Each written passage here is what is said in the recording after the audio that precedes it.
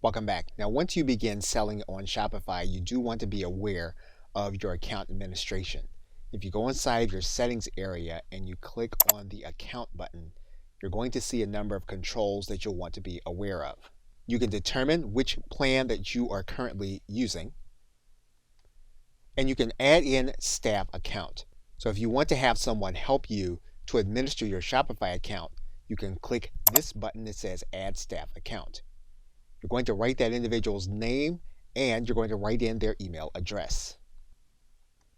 Now you can determine whether this individual is going to have full permissions, or you can give them specific permissions by unticking this box giving them full permissions. Once you've determined their permissions, you can then click Send Invite. You'll see the individual with limited access and an invitation sent.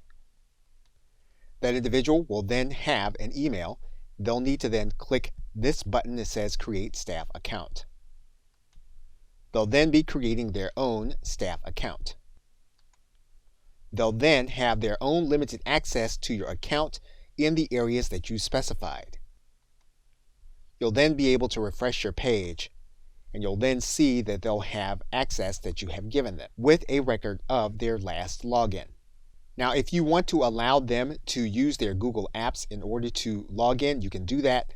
This may make it easier for them to log in without having to remember their password, or you can leave this feature disabled.